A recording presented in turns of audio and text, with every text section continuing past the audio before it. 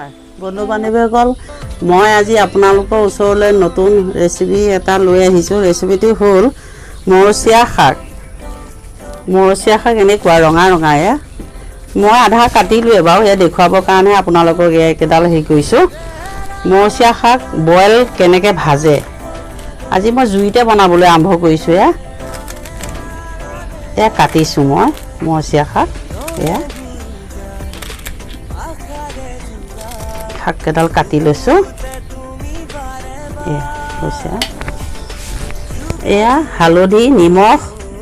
পাঁচফোৰণ পিঁয়াজ জলকীয়া নহৰু এই পাঁচফোৰণ কেইটামান আগতীয়া প্ৰথমতে দি ফুটাই ল'ব লাগিব বইল যিহেতু আমি তেল নিদিওঁ কোনো তেল ব্যৱহাৰ নাই ইয়াত বইল খাদ্য নহৰু দিছোঁ এতিয়া নহৰু আৰু পাঁচফোৰণ ভাজি ল'ব লাগিব পিঁয়াজো দিব পাৰে পিঁয়াজ নহ'লেও নহৰু দিব পাৰে শাকত নহৰু দিলে বেছি ভাল হয় পিঁয়াজ নহৰু অলপ বেছিকৈ দিলে ভাল লাগে খাই অকণমান ভাজি ল'ব লাগিব নহৰু আৰু পিঁয়াজ লেৰেলিব লাগিব অকণমান ভাজোঁতে অলপ লেৰেলি চেন এটা আহিব লাগিব ভাজোঁতে হৈছে এতিয়া শাকখিনি দি দিছোঁ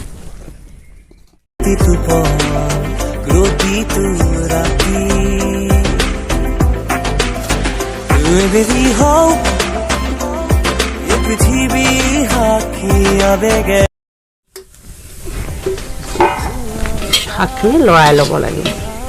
লৰাই অলপ ভাজি ল'ব লাগিব বইলকৈ ভাজিছোঁ এয়া পানী নাইকিয়াই হৈ গ'ল দেখিলেনে বন্ধু বান্ধৱীসকল আপুনি ধৰিবই নোৱাৰিব তেল দিছেনে তেল দিয়া নাই দেখিলেনে ইমান ধুনীয়া হৈছে এয়া শুকাই গ'ল পানী তেল দি ভজা নিচিনা হৈ গ'ল দেখিলেনে কিমান ধুনীয়া হৈছে এয়া মৰচিয়া শাকৰ ভাজি হৈ গ'লে এয়া দেখিলেনে এয়া তেল দিছেনে নাই আপুনি ধৰিবই নোৱাৰিব ইমান ধুনীয়া হৈছে এয়া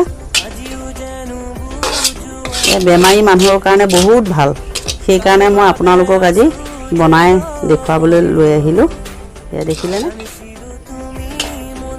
আপোনালোকে লগৰবিলাকৰ লগত শ্বেয়াৰ কৰিব আৰু বনাবলৈ চেষ্টা কৰিব মই আকৌ নতুন নতুন ভিডিঅ' লৈ আপোনালোকৰ ওচৰলৈ আহি থাকিম নমস্কাৰ